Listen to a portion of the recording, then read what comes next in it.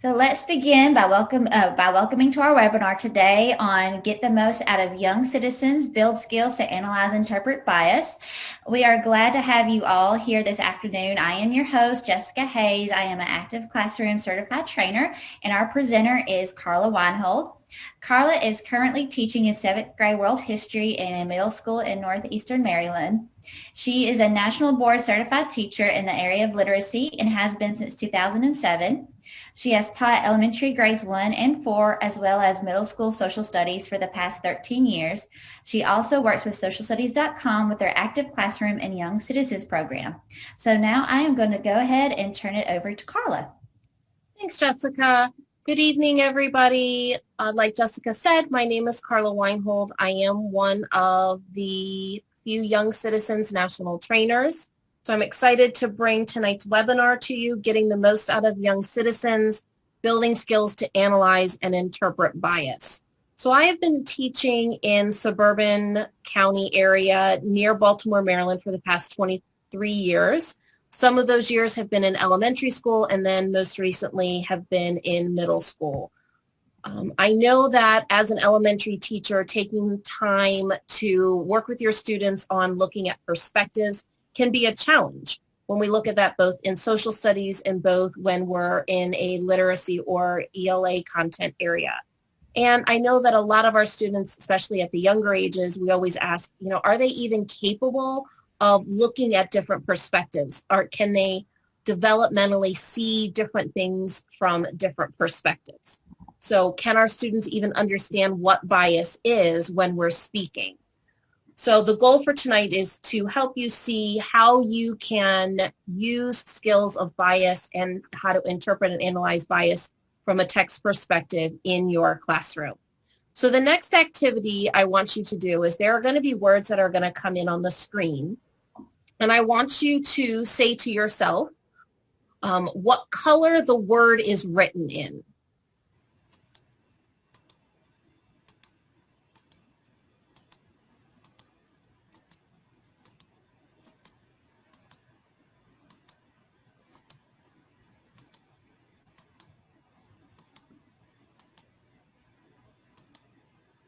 So then think about, how did you do?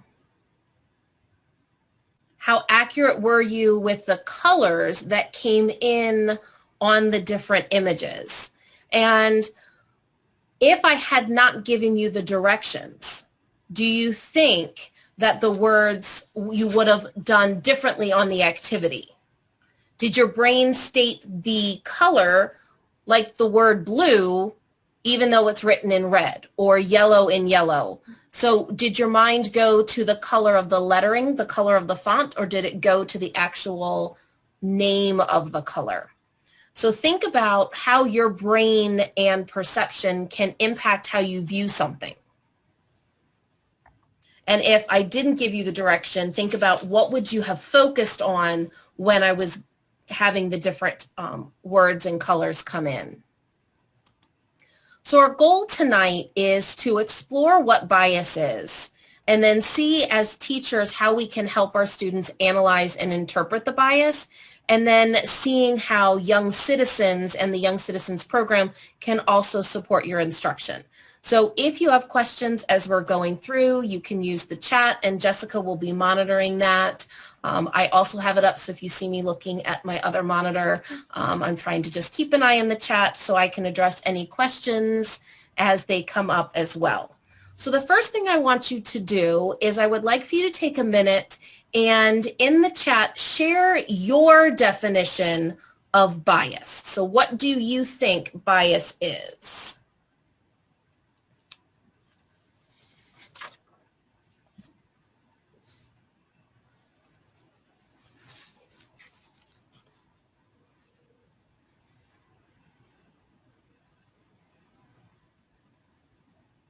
All right, so with our definition of bias, if we look at, what one, yourdictionary.com says, it's your tendency to lean in a certain direction, either in favor or against something. To be truly biased means to lack a natural viewpoint.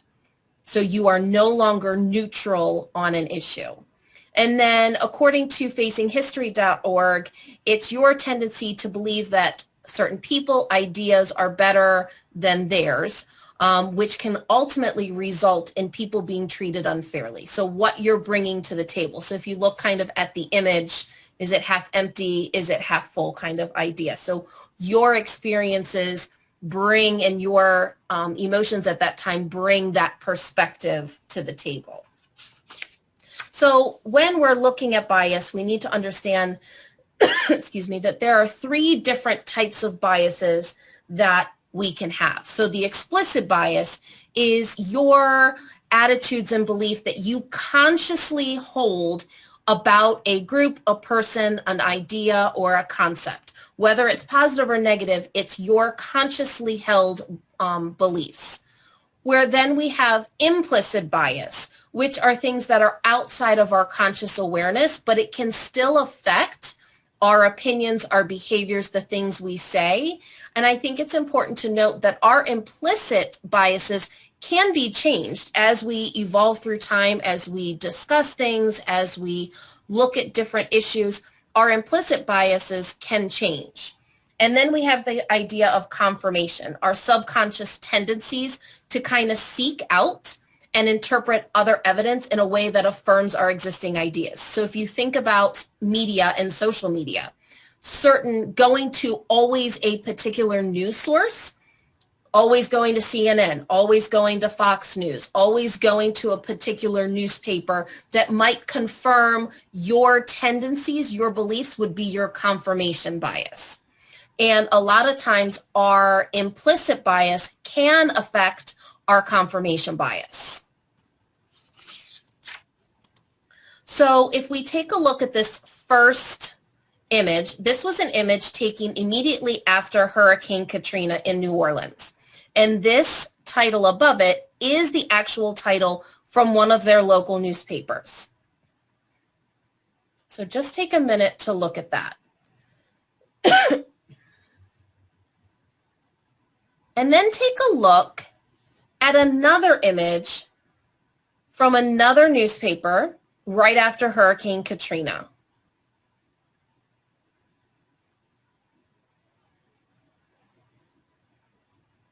And you can see the bias in the media here that is connected to race, where this young man is automatically, the writer is using the word looting. And so that puts that negative connotation associated with that African-American person.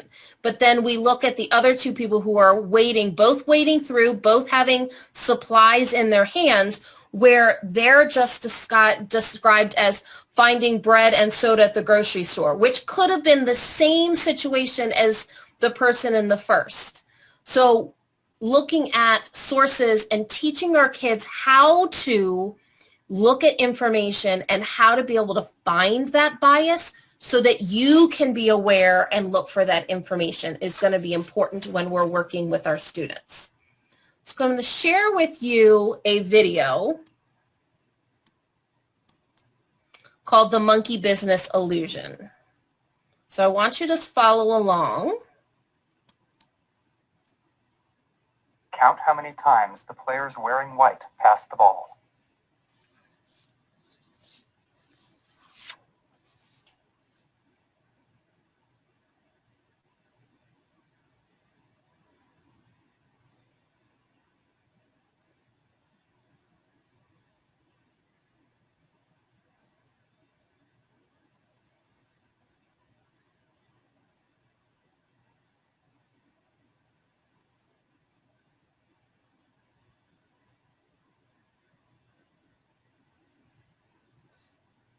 The correct answer is 16 passes. Did you spot the gorilla?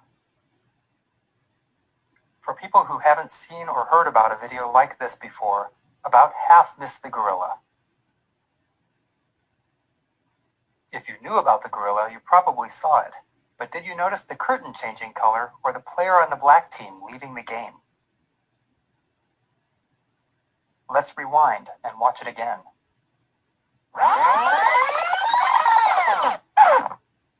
Here comes the gorilla, and there goes a player, and the the curtain is changing from red to gold.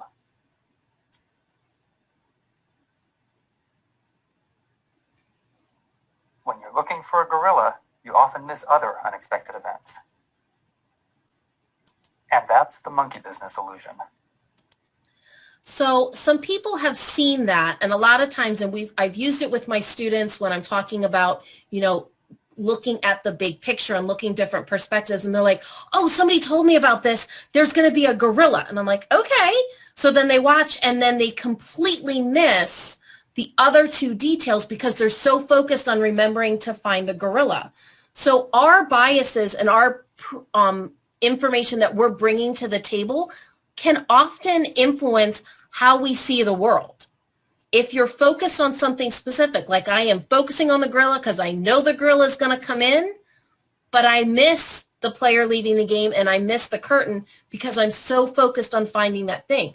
So if you have that confirmation bias, if you're looking for that source to confirm, because we all know in news sources, even if you think about with COVID-19, with all the scientific fact, regardless on which side of COVID that you're on, even with the vaccine, you can find scientific evidence to prove and support your belief in your idea. So you can find that information with the confirmation. So your attention is now focused on finding those sources to support your bias that you're bringing to the table. So things like media can influence our bias, social media, your past experiences, situations that you've been in, things that you've read about, your social group or your peer group, if we're thinking about our students. If you think about developmentally, who our students want to be like, that can influence what kinds of things that they're seeing or experiencing. Your gender, your ethnicity, where you live, what kind of environment that you're living in geographically, your socioeconomic status, even where you were born. Have you moved? Have you not moved? Have you always been in the same general area? Your age, all of these things, all of our experiences and aspects of our life can impact the way that we look at things. And we have to help our students to see all of those things that can impact the way we view an event. So what does bias mean for our classroom? As students get older, then they have the ability to start looking at abstract thinking skills. They have the ability to start looking at bias. So according to Edutopia, bias can be unlearned or reversed if we start exposing people to looking at diversity in a positive way and exposing them to different perspectives of things. If you look back throughout your, historical experiences, maybe you've only looked at historical events from the perspective of the United States. So when we look at the Revolutionary War, we're only looking at it from the perspective of the colonists. So if we really want our students to be able to start understanding things both in modern day times, in current events, and in historical times, we need to start looking at events from lots of different perspectives. So we need to harness their desire for fairness. Kids want things to be fair. So we use that fairness and their desire for fair to open up the dialogue to talk about bias and discrimination. But we need to teach them how to have those conversations. So I'm going to share a strategy with you in a little bit. Kids aren't afraid at commenting on what they see as differences between things or seeing things in the text.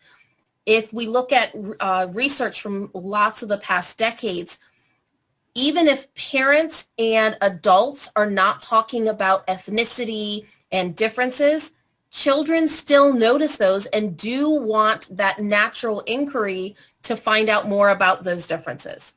So if we as teachers choose not to teach or talk about it, then the children are not getting the skills that they need to be able to learn how to discuss. And then their unconfirmed things get further entrenched in their brain. So we're supporting that perpetual idea of being colorblind when we know that children see all these differences in ethnicities. We want to encourage our children to notice the differences and start talking about the differences, but not discriminating based on the differences. So noticing somebody's difference is natural, but it's when we assign judgment and act on those judgments that we can develop these biases in our children. So what can we do as teachers in our classroom to help our students with understanding bias? So the first thing is tap into our children's literature. And I know in our Young Citizens program, in the teacher's guides, they have connections to outside pieces of literature that you can bring in.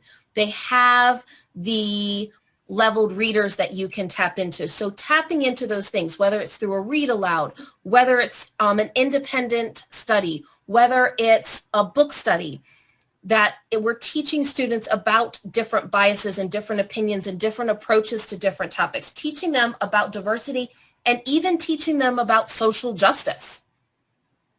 So whether the books are about people who are different than the students in your classroom, or is it affirming their identity?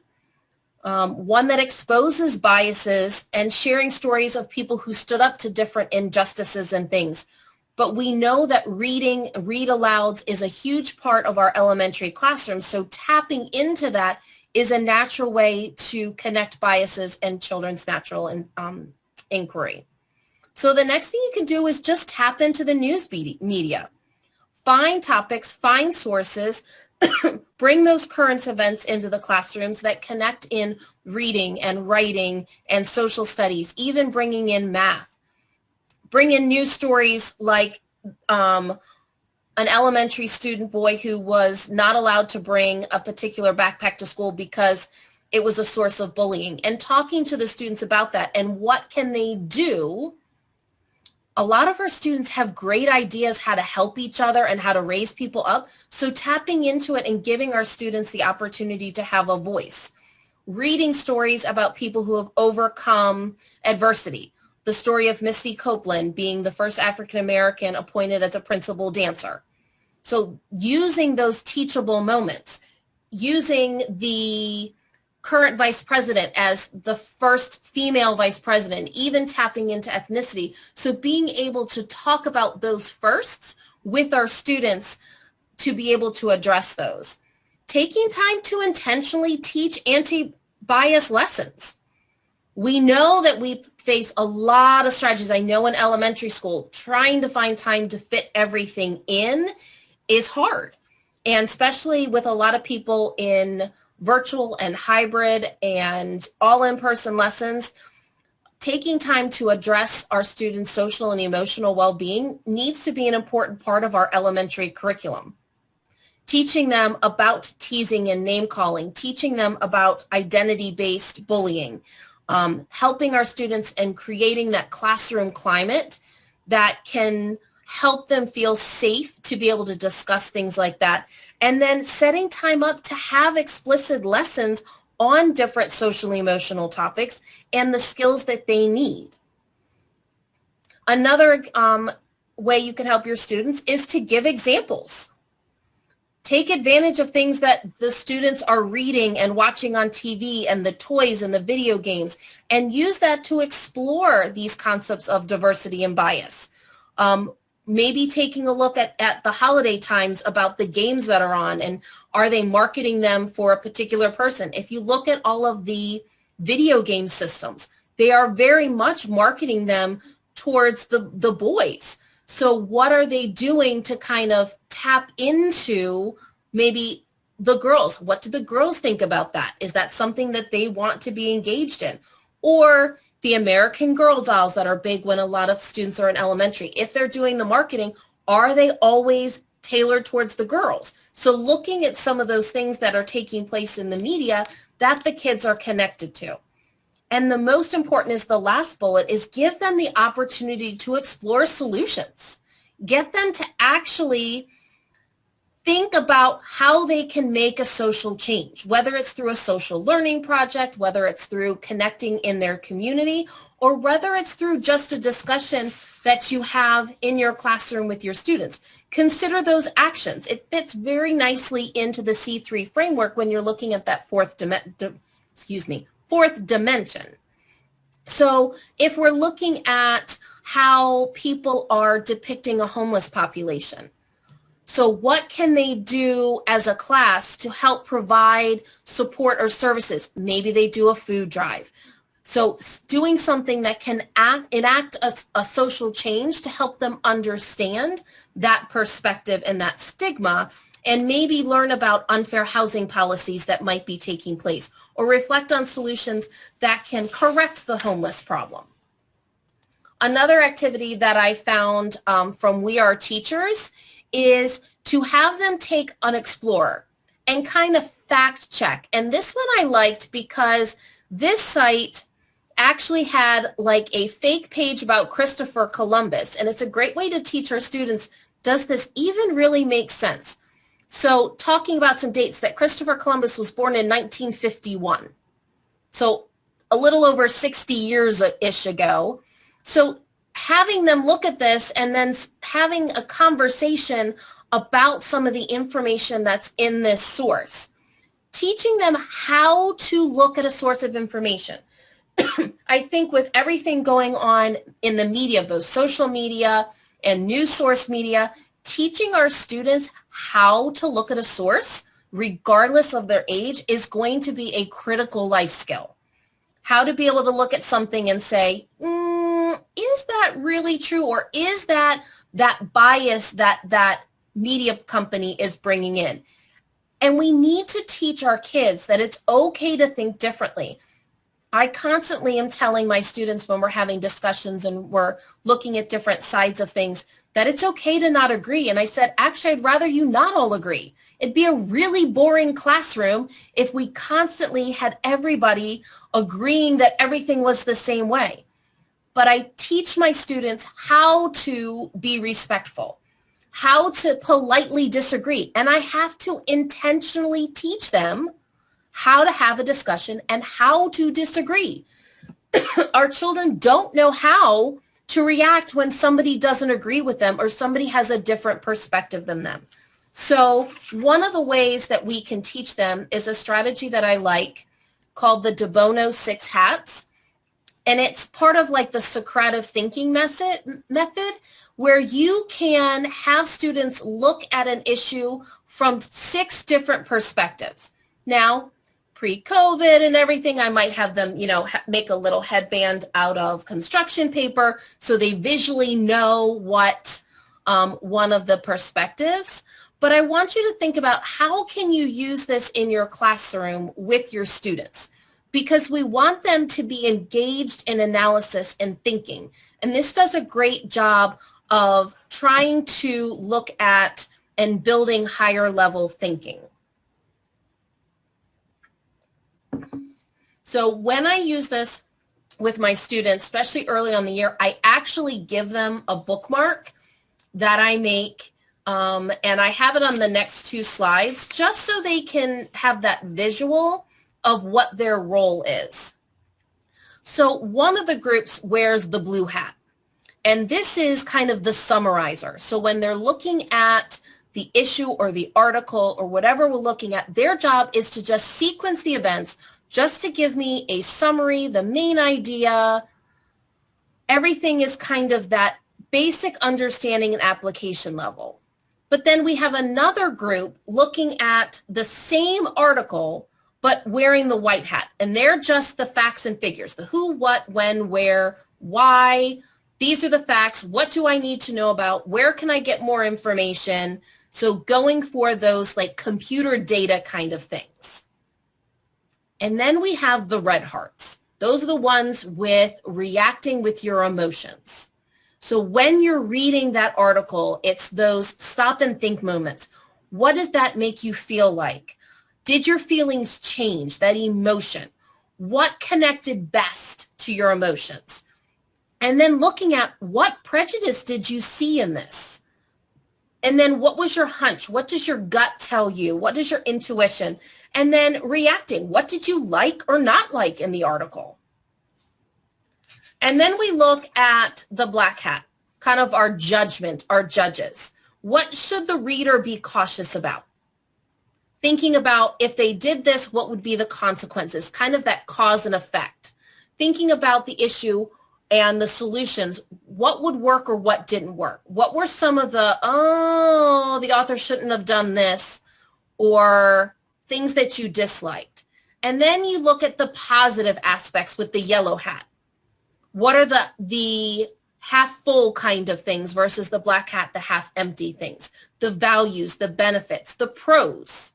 So you can kind of look at the yellow hat and the black hat, kind of like the pros and the cons. What was the value that you needed to take away from that?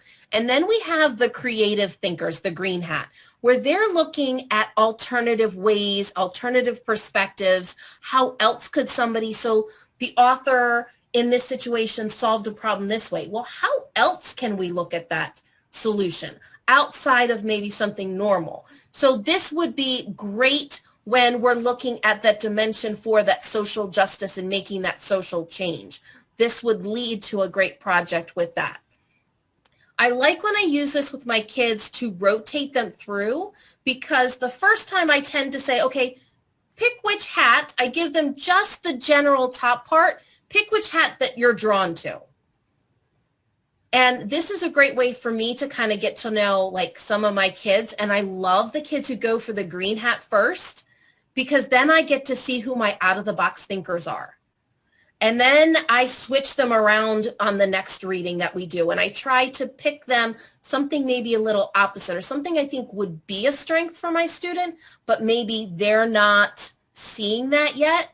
And then it's always fun to take those people who are my facts, my computer, and then when they get to the green group, they're like, wait, but I just want to do facts. And you really start to see, and it creates that well-rounded student. Sometimes I'll do this like a jigsaw activity, where I'll give them time where all of my different color hats can meet together. So all of my yellow hats meet together, my green hats, and so on. And then I'll mix them up so that I have one of each hat in a group, and they can talk about the article, and it gives them the ability to see that same source from lots of different ways. So I have done this with grade 4. I have had a colleague do this with a second grade. I'm assuming, Marilyn, you're thinking about, is it the De Bono 6 hats that you're asking about, or another activity? Because I've seen this done at various levels of elementary school. I've done this with my 7th graders. So this can be done, but I think the content that you're using with it can be very different. So you can use a story in your anthology that you're reading to look at a story from 6 different perspectives. You could take that historical battle. So for example, if we're studying the Civil War and we're looking at the Battle of Gettysburg, we can look at the Battle of Gettysburg from 6 different perspectives. So I think this can be universally applied. I think I might vary the bookmark. So this is the bookmark that I used when I taught 4th grade, 6th grade, and 7th grade. All right, so then how can young citizens, what do the things that young citizens have embedded in the program that can help you, that are already there for you to help with bias and interpreting the bias? And there are lots of project-based resources embedded within young citizens. And you can use, and I actually have pieces of my kit, so if you're thinking about the leveled readers. So you can do the De Bono 6 hats when we're looking at what life was like in France and Haiti. So you can actually split your class, have half of the class look at France, each one through the 6 hats, and then you can look at it through Haiti too. This happens to be from the 3rd grade kit. There are the activity cards, and a lot of them already have different tasks and abilities that you can do that. You can have kids write in their think books. I love the think book aspect of young citizens because it gives them that place to kind of write down and use the resources that are there. Another thing that I like with young citizens is there's a lot of opportunity for students to collaborate with their peers and being able to look at things, and you can connect it to the characters that are in young citizens to see how would Carlos look at this situation? How would Manar look at these situations? And even putting them into the characters in young citizens, where it doesn't have to necessarily be their perspective, but they say, well, Carlos might look at it this way. Minar might look at it this way. And it kind of takes the pressure off them, especially when they're younger. And there are a lot of opportunities with the chapter projects and the unit projects that give our students the chance to communicate results and take action. A lot of that dimension 4 of the C3 framework. So we want to build that atmosphere that creates active and responsible citizens. We want to teach our children how to take the information and look at things from different perspectives, but then being able to apply that into real life. We want them to take what we're learning in the classroom and see that how that applies in the real world. So there are micro-credentials about the C3 framework, and there is a micro-credential and another webinar on like the C4 framework. And I like the micro-credentials because there are resources specifically geared to elementary school as well as to middle school or high school. So it automatically takes those resources for you. So we don't want all of our students to necessarily become lobbyists in Washington, D.C., but they want them to take an active part in the society that they're living in, whether it's in their school community, whether it's in their city community, county or state level. We want them to know that they have to be a part of the society that we're living in to make those changes and understand what's happening.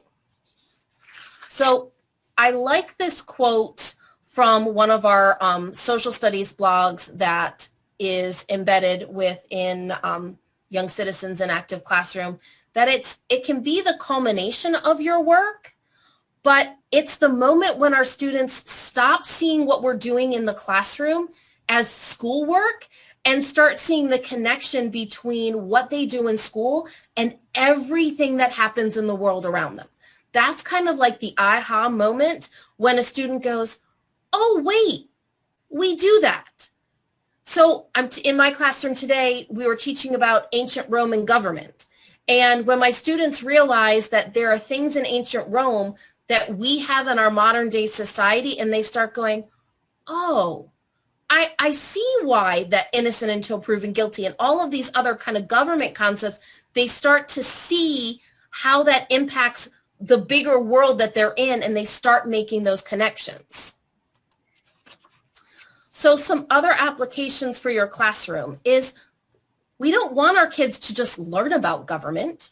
We want them to take part in the democratic process. We want them to understand how they as citizens fit in the whole process. Not that we have to convince them to be, you have to be a Democrat, you have to be a Republican. We don't want that, but we want them to learn how to be informed about what both sides of the issue will be, so that when they get to choose what political party or what role they want to take as a citizen in government, they're informed and they know how to look at pieces of information.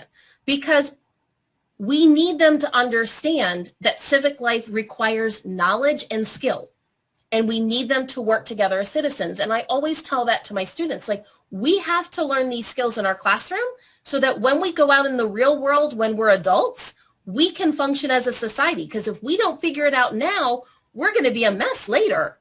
So teaching our students to get involved in student government, making change, starting a food drive, having mock elections, and setting up those procedures. How is that election going to run? Taking the time to look at other election models in other countries other than the United States to see what's the best system that's going to work. Set up a model Congress in your classroom. Set up a simulation for creating a new rule in your classroom, and it has to be proposed to Congress. They have to vote on it. So you can set up that new system in your classroom. Pick a public school problem. Find something that you want to change in your classroom, and then have the kids research how to find a solution. Maybe it's just a classroom problem, or maybe it's something in your grade level or even your school. Make awareness campaigns. Have your class invite one of the town councilmen or the county executive to maybe come in. Now's a great time, since a lot of people are virtual. It's a great way to just have them zoom into the classroom to be able to talk to kids about their role in the civic process and things. So there are a lot of activities that you can do that we've shared in some of another like C3 framework kind of webinars and things that we've done just to be able to look at what does, actions in a K-2 classroom look like. Why do we have rules? And the process of creating that rules. Can we get what we need and want? So just the idea of needs and wants. I saw a kindergarten at Christmas time doing a magazine, and they just started cutting out. She's like, all right, I want you to pretend like you're going shopping, making your Christmas list. And then she went through and talked about, okay, what do you need and what do you want? And then they had to sort their pictures. And then how to act and select. And then she gave them fake money and said, okay, and made prices on things. And how do you decide? Teaching our students what it means to be a global citizen. And then if we look at 3 through 5, walking around our school to determine what problems they want to address, and then collaboratively deciding on that one issue. Looking at where you live, looking at the geographical impact that it can have on your community. Why did they build that mall there? And what impact does it have? I know that a lot of our elementary students that feed into my middle school did a lot of studying. They were trying to build a Walmart right near one of the schools. And the students looked at how much traffic and congestion were already there. And these were fourth and fifth grade students. And they looked at how it was going to change the way that they got to school and the damages and the risk that they would now have to take if they were, because a lot of our kids walk in that area, how were they going to have to take a new way to get to school because the Walmart was going to be along their path? So they then took that information and presented it to one of the county council members. So I want you to think about what you might still be wondering or questioning. I like this one quote on the left. It's the ability to organize our thinking around what we don't know. And that's one of the things I share with my students at the beginning of the year. And I said, questioning is the best way to figure things out. It makes you smarter to ask questions. And I said, and a lot of times the questions you have other people are asking, and it sparks that discussion. So I'll take a minute. Are there any questions about what we talked about tonight?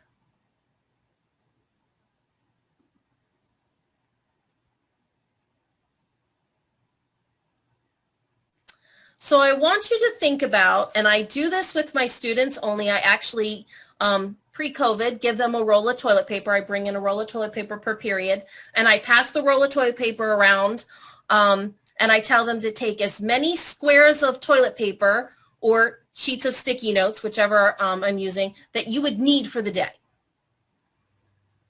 And then what I have them do is on each sheet, record something reflective of the lesson. So what I want you to do is think about a strategy or an idea or a resource that you took out of tonight's webinar that you can take back and hopefully use with your students in class tomorrow, in class on Monday, something that you can use to take away.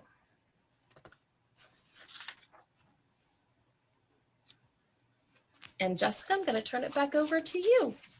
All right. Thank you so much, Carla. This was so great. A lot of great information that we can take back into our classroom and use. So everybody, this concludes our webinar for this evening, and thank you for joining us. If there are no more questions, I have put a link to our evaluation in the chat box. So if you could take a few moments to fill that out. But once you have completed it, you are free to leave. And thank you all for joining us again. Have a great rest of your week, guys. Thank you for joining us.